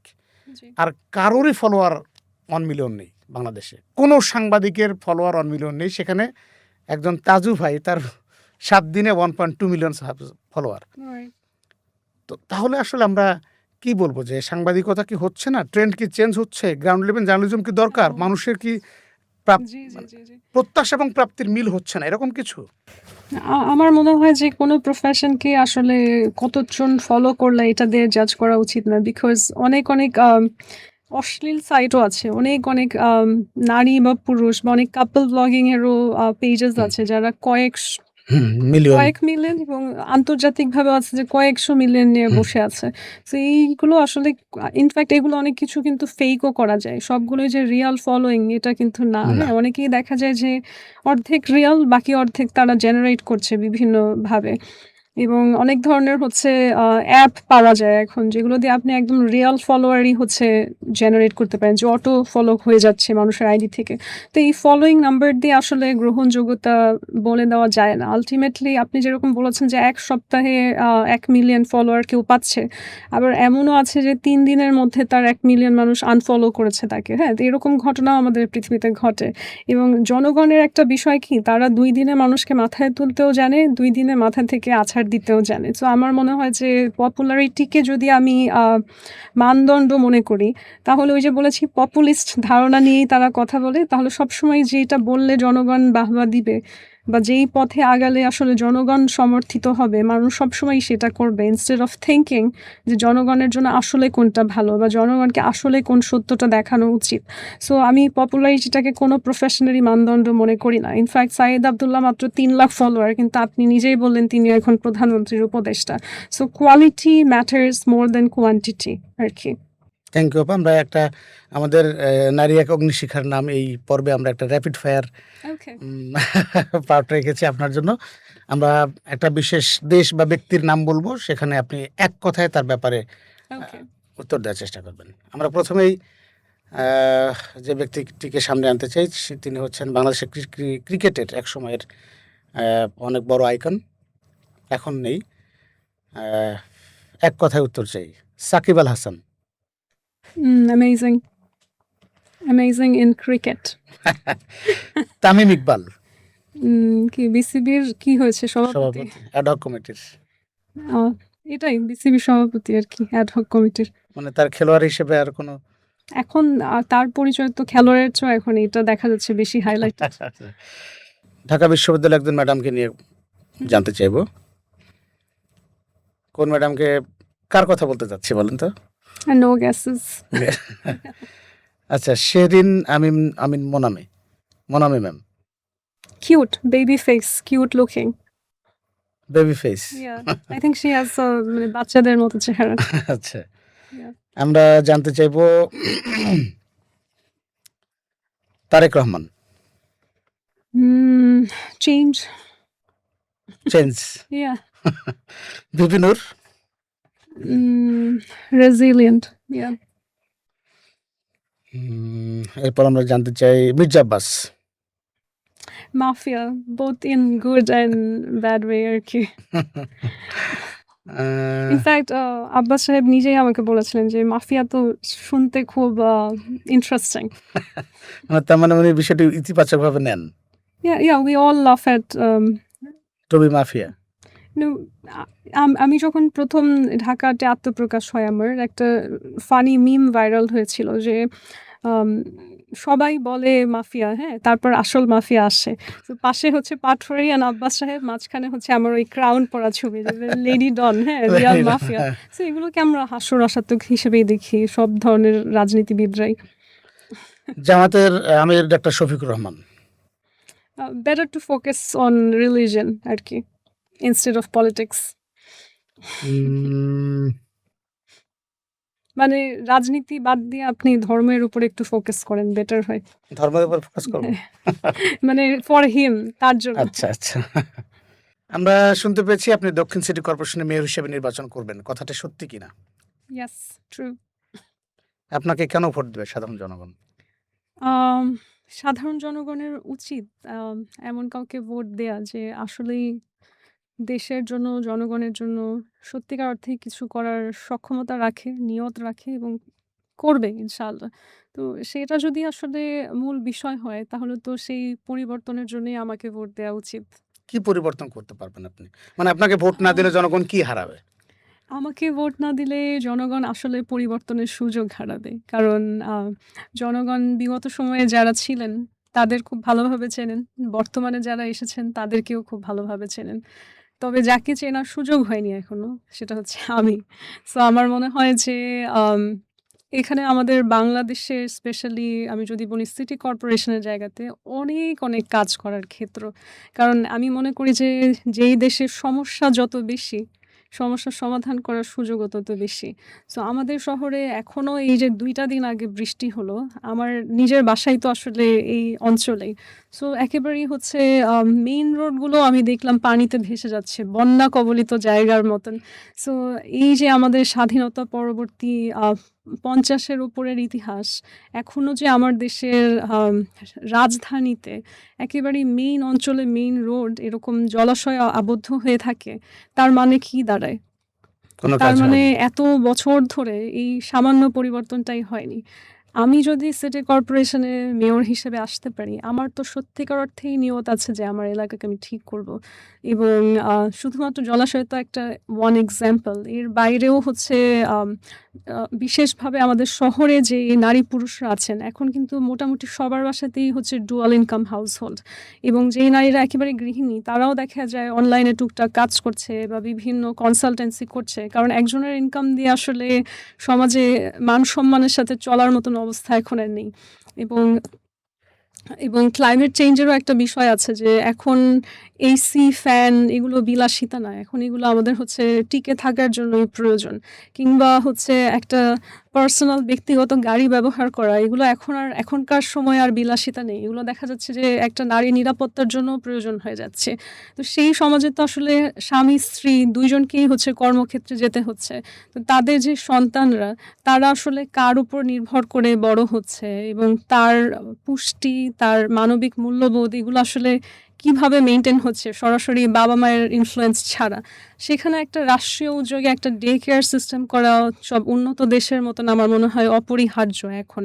যেখানে একেবারেই শিক্ষিত স্পেশালাইজড মানুষরা তাকে কী ধরনের পাজল, কী ধরনের খেলা দিয়ে রাখলে তার মানসিক বিকাশটা হবে বা সে সারাটা দিন ধরেন আমাদের ছেলেমেয়েরা দেখা যায় বাসায় একা থাকলে অনেক সময় দেখা যায় একজন প্রাইভেট টিউটর বা একটা হুজুরও যে রাখলো তাদের হাতেই অনেক সময় দেখা যায়, কিংবা ড্রাইভার একেবারে ঘরের গৃহপরিচারিকার হাতেই কিন্তু দেখা যায় যে হ্যারাসমেন্টের শিকার হয় শিশুবেলাতে। তো এই জায়গাগুলো অ্যাভয়েড করার জন্য একটা নিরাপদ সেফ ডে কেয়ার যে সিস্টেম রাষ্ট্র কর্তৃক, আমার মনে হয় সেটা আমাদের সিটিতে ইমপ্লিমেন্টেশন চালু করা অনেক গুরুত্বপূর্ণ। এবং আমাদেরই সমাজে দেখা যায় যে আমি একেবারে হচ্ছে লোয়ার স্ট্র্যাটার মানুষের কথা কেন বলবো, ধরেন কারো বাসায় যে কাজ করতে গিয়েছে তারও যেরকম হচ্ছে কোনো টয়লেট ইউজ করার সুযোগ নেই, আমরা যারা অফিস আদালতে যাই আমরাও দেখি যে এই মিক্সড টয়লেট, পাবলিক টয়লেটগুলো এতটাই নোংরা থাকে, আমরা নারীরা তো আসলে শারীরিক কারণেই দেখা যায় এগুলো ব্যবহার করতে পারি না। তো এটার যে একটা দীর্ঘমেয়াদী শারীরিক ক্ষতি হচ্ছে, সেখানেও তো সিটি কর্পোরেশনে কাজ করার উচিত যে আমরা পরিচ্ছন্ন ওয়াশরুমস প্রোভাইড করব আমাদের নগরীর সব মানুষের জন্যই। এবং সেখানে একটা সুন্দরভাবে পরিষ্কার-পরিচ্ছন্নভাবে অজু করার, গোসল করার বা একটা ছোট বাচ্চাকে নিয়ে গেলে তার ডায়াপার চেঞ্জ করার ব্যবস্থা, কিংবা একজন নতুন মা যদি তার শিশুকে নিয়ে যায়, যে তার একটা সেফটি প্রাইভেট জায়গা থাকলো ব্রেস্ট ফিডিং করার জন্য। এগুলো থাকলে হবে কি, মানুষ যখন পরিচ্ছন্ন থাকে, হ্যাঁ? তখন কিন্তু তার কাজ করার স্পৃহা বা তার কনফিডেন্স, তার আউটলুকটাই অন্য রকমের হয়। এবং এই যে বাঙালিদেরকে নিয়ে হচ্ছে বিদেশে বা বৈশ্বিকভাবে একটা কথা বলে যে বাঙালিরা নোংরা, বা আমাদের গা থেকে স্মেল আসে, হ্যাঁ? বা আমাদের ঢাকা থেকে যে বিদেশি কনটেন্ট ক্রিয়েটররা ফেরত যায়, তারা বলে যে নোংরা, হ্যাঁ? So this is something that we should not be feeling sorry for, হ্যাঁ? আমরা সবসময় যদি মনে করি অন্যরা আমাদেরকে ক্রিটিসাইজ করে, সেখান থেকে বের হয়ে আসলেও যে আমার কিছু পরিবর্তন করা প্রয়োজন, এটা উপলব্ধি করে কাজ করার তো আসলে সময় এসছে। সো আমার মনে হয় যে মেঘনা আলমকে যদি আসলেই তারা মেয়র হিসেবেও যদি সুযোগ দেয়, আমার কিন্তু আমি এমপি হব না মেয়র হব এটা আমার বিষয় না, হ্যাঁ? আমার বিষয় হচ্ছে আমি একজন বাংলাদেশী হিসেবে লজ্জিত যে আমার বাংলাদেশের স্বাধীনতার পরে যেই জায়গায় থাকার কথা, আমরা তার অর্ধেক রাস্তাও এখনো পাড়ি দেইনি। সো আমি সেই বাংলাদেশের সচেতন নাগরিক হিসেবে আমার দেশকে আমি ফিক্স করতে চাই, এবং জনগণ যদি মনে করে যে যার সেই সদিচ্ছাটা আছে তাকে সুযোগ দেবে, তাহলে তারা ভোট দিবে আমাকে ইনশাআল্লাহ। ইনশাআল্লাহ। আমরা শেষ করতে চাই, জি। সেই দেশটি এই খুব অল্প সময়ের ব্যবধানে শুধুমাত্র ট্যুরিজমকে বেইস করে ঘুরে দাঁড়িয়েছে তাদের অর্থনীতি। বাংলাদেশও এরকম একটি টার্মোইলের মধ্য দিয়ে যাচ্ছে। আমরা দেখেছি যে জুলাই আন্দোলনের পরবর্তীতে বাংলাদেশকে মূলত অর্থনৈতিকভাবে আমরা দেখেছি যে একের পর এক চাপ সামলে আগাতে হয়েছে। সেখানে রেমিটেন্স যোদ্ধাদের অনেক বড় অবদান ছিল এবং যেই ট্যুরিজম সারা পৃথিবী ক্যাশ করে সেই ট্যুরিজমের উপর বেইস করে তারা এগিয়ে গেছে, বাংলাদেশের ক্ষেত্রে আমরা বরাবরই অবহেলিত দেখেছি সেই অ্যাভিয়েশন এবং ট্যুরিজম সেক্টর। রাইট। সেটি নিয়ে আসলে আপনার কোনো ভাবনা আছে কিনা? না, একদম বাংলাদেশের সমপর্যায়ে যদি আমি তুলনা করি, তাহলে আমরা ভুটানের কথাও বলতে পারি যে তারা বলতে গেলে হচ্ছে সারা পৃথিবীতে একটা সেলফ ব্র্যান্ডিং করে ফেলেছে তাদের ট্যুরিজমটাকে ফোকাস করে। আমার মনে হয় সেখানে বাংলাদেশ তো আসলে প্রাকৃতিকভাবে অনেক ব্লেসড একটা কান্ট্রি, এবং আমাদের অনেক কিছু আছে ট্যুরিজমে ফোকাস করার জন্য। আমাদের সুন্দরবন আছে, আমাদের বে অফ বেঙ্গলকেও আমরা ফোকাসে আনতে পারি। বাট আনফরচুনেটলি আমাদের এখানে ট্যুরিজমের ক্ষেত্রে শুধুমাত্র যে হচ্ছে সরকারের একটা নেগলিজেন্স, এটা বললেও হয়তো সীমিতভাবে পেশ করা হবে। আমাদের এখানে আসলে মানুষের মনস্তাত্ত্বিক উন্নয়নের অনেক প্রয়োজন আছে। কারণ আপনি ট্যুরিজমের জন্য দেশকে ওপেন করে দিলেন, কিন্তু যারা দেশে আসছে তারা আসলে একটা নেগেটিভ এক্সপেরিয়েন্স নিয়ে ফেরত গেল।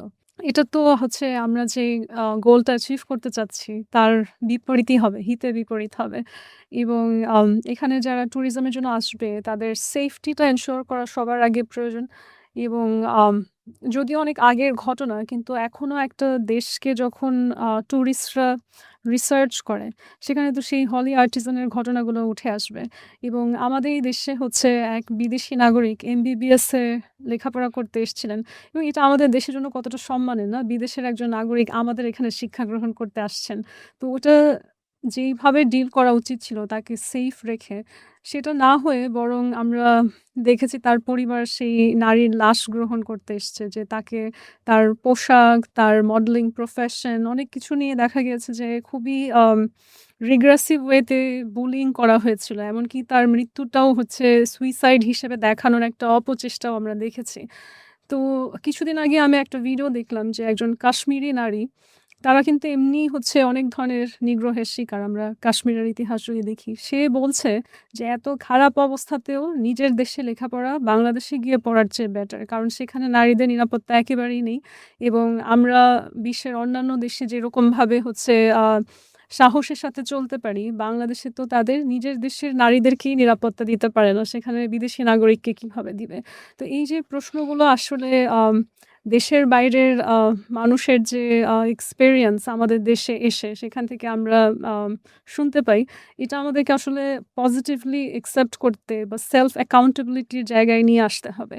কারণ শুধুমাত্র আমরা ভাবি যে ট্যুরিজম মানে হচ্ছে আ স্ট্রাকচার গুলোকে রিপেয়ার করা কিংবা সৌন্দর্যবর্ধক কাজ করে তারপর টুরিস্টদেরকে আনা, তাই না। তাদের এখানে এসে বাংলাদেশের মানুষের সাথে মিশে মনে হবে যে আমি একটা সেফ এবং ইনক্লুসিভ সোসাইটি ভিজিট করেছি। অনেক বিদেশীদেরকে দেখবেন তারা ইন্ডিয়াতে যায়। কেন? ইন্ডিয়া থেকে তারা একটা স্পিরিচুয়াল জার্নি করে আসতে পারে যে তার দেশের সমস্ত মনোটনি ভুলে সেখানে গিয়ে সে মেডিটেশন করছে। সেখানের মানুষের সাথে মিশে তার মনে হচ্ছে যে একটা আম অভ্যন্তরীণ সে একটা জার্নির মধ্যে দিয়ে গিয়েছে। এখন নিজের দেশে গিয়ে সে আবার তার কাজে মনোনিবেশ করতে পারবে। আমার দেশে যখন একজন বিদেশি নাগরিক ঘুরতে আসবে, সে কি এক্সপেরিয়েন্সটা নিয়ে ফেরত যাবে এবং কি কারণে আসবে? আপনারা হচ্ছে যারা এভিয়েশন বা ট্যুরিজম সেক্টরে আছেন, এটা নিয়ে আপনাদেরকে একটু এনালাইসিস করতে হবে। যে আম শুধুমাত্র আ একটা দেশের সৌন্দর্য দেখার জন্য সবাই আসবে, সেই বাস্তবতা এখন আর নেই।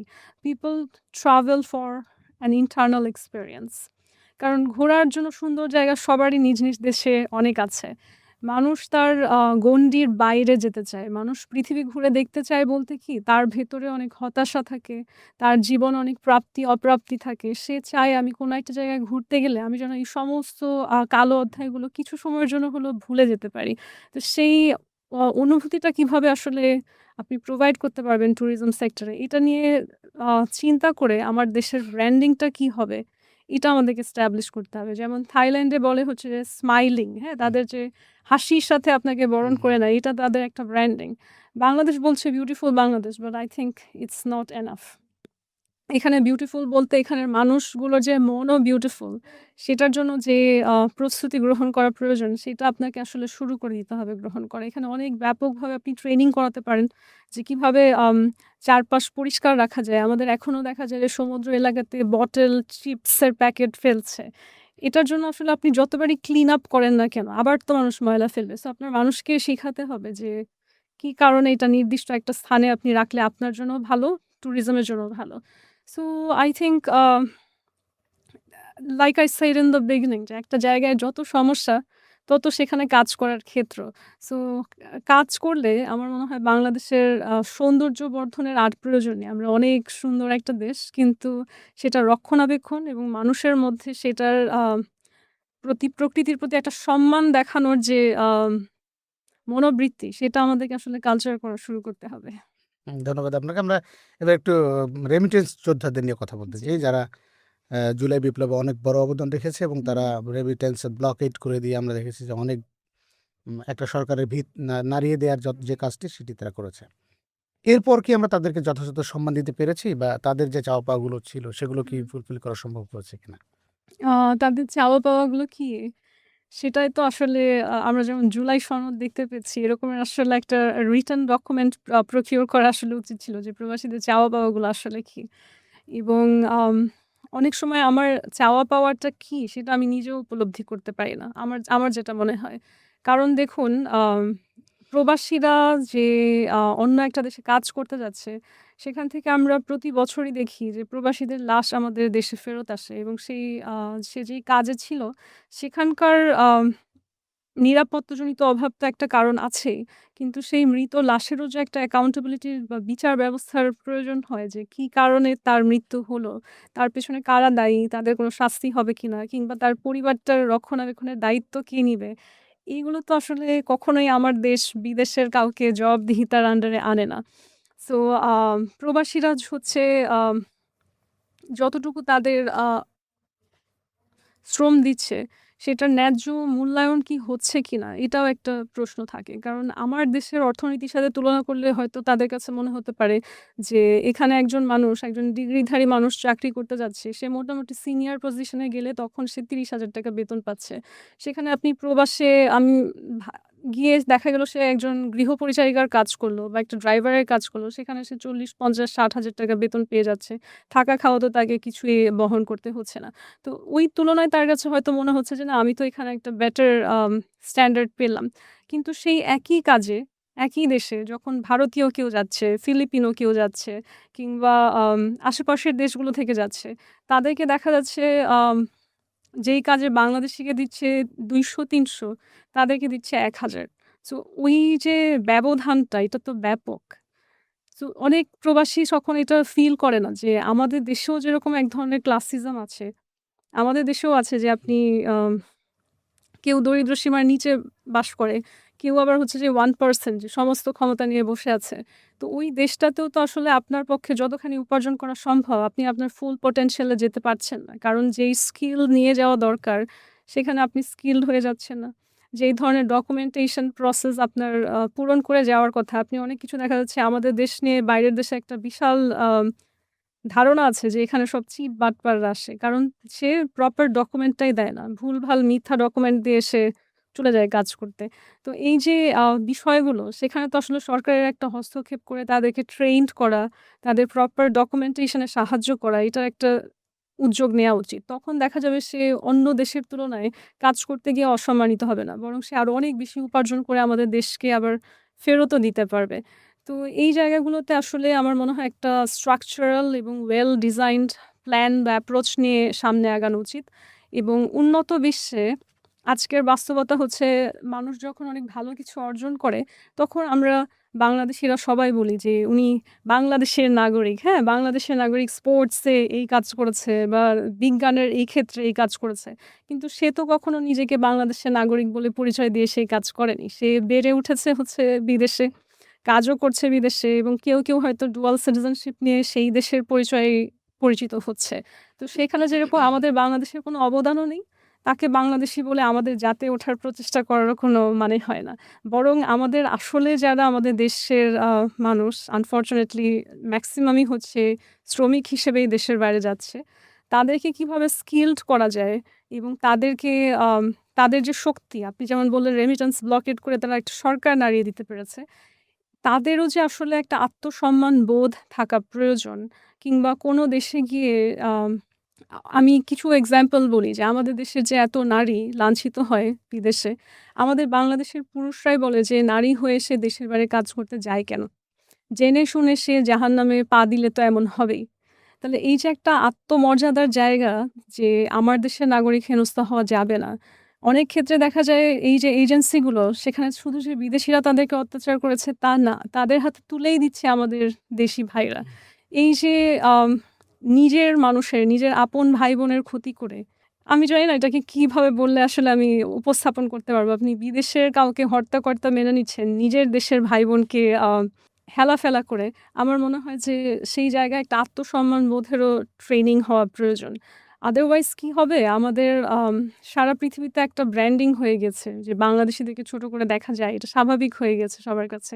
তো সেই জায়গাটা উত্তরণ করতে না পারলে আমার মনে হয় শ্রমিকদের প্রকৃত যে অধিকার সেটা আসলে কখনোই সংরক্ষণ করা সম্ভব হবে না।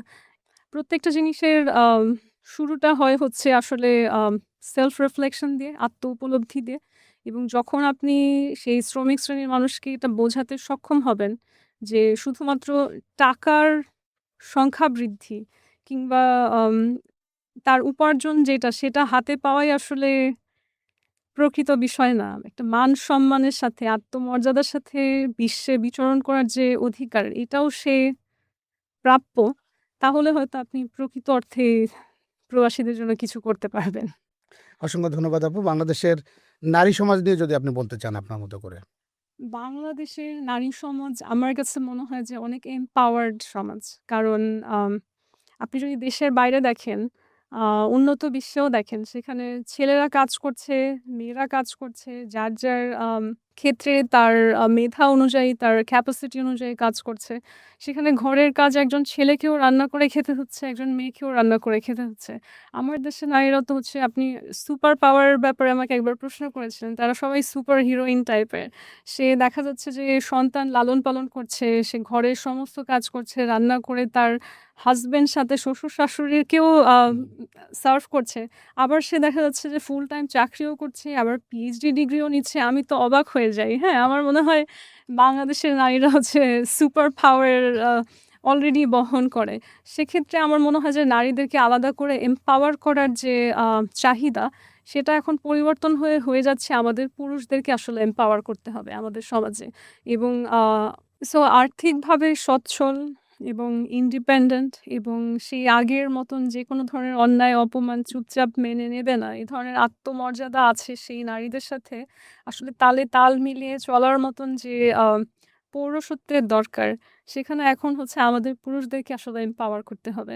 বিকজ একজন পুরুষ যদি নিজে এম্পাওয়ার্ড না হয় যে সেও জানে কিভাবে খাবারটা আম নিজে রেঁধে খেয়ে ফেলতে হয়, কিংবা সেও জানে যে কেমন করে একটা ছিঁড়ে যাওয়া কাপড় সেলাই করে নিতে হয়। মানে সে যদি নিজে আত্মনির্ভরশীল না হয় এবং সবসময় একজন নারীর উপর নির্ভরশীল হয়ে থাকে, তখন হয়তো সে ওই নারীটাকে যদি না পায় এই কাজগুলো করতে, তখন তার কাছে মনে হবে যে তার কাছ থেকে কিছু নিয়ে যাওয়া হয়েছে বা তার জীবন সীমাবদ্ধ করে দেয়া হয়েছে।